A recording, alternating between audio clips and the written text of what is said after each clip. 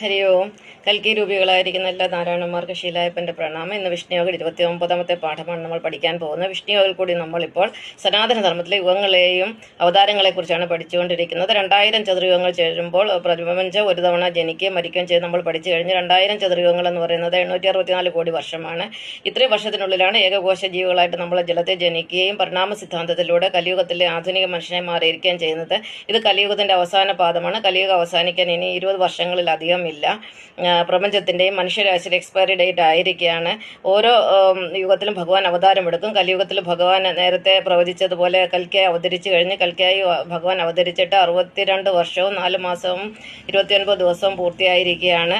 ഓരോ അവതാരം ഭൂമിയിൽ വരുന്ന ഭക്തന്മാരെ രക്ഷിക്കാനും ദുഷ്ടന്മാരെ നശിപ്പിക്കുവാനും ധർമ്മത്തെ പുനഃസ്ഥാപിക്കുവാനുമാണ്.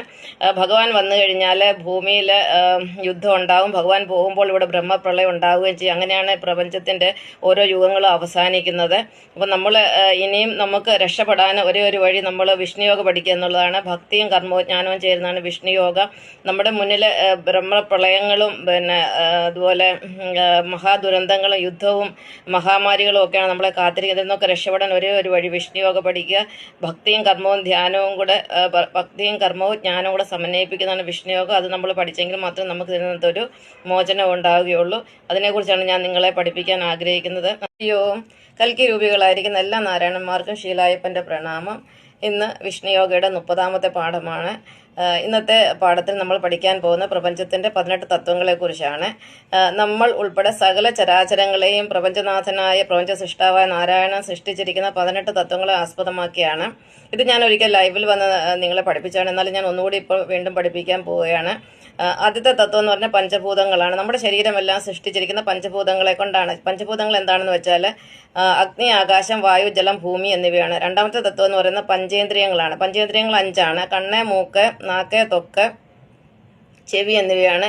ഇവ നമ്മളിലും സകല ജീവജാലങ്ങളിലും പ്രകടമാണ്.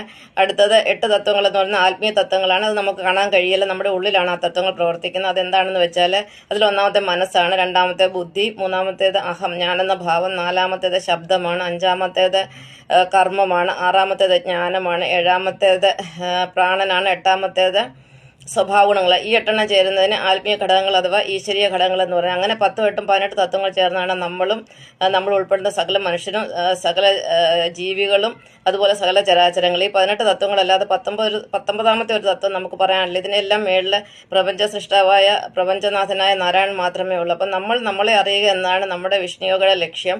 അപ്പം നമ്മൾ 18 തത്വങ്ങളാൽ ചേർന്ന് നിർമ്മിക്കപ്പെട്ടതാണെന്നും നമ്മൾ തന്നെയാണ് ഈ കാണുന്ന സർവ്വ ചരാചരങ്ങളും എന്നുള്ളൊരു ബോധം നമ്മൾ ഉണ്ടാക്കി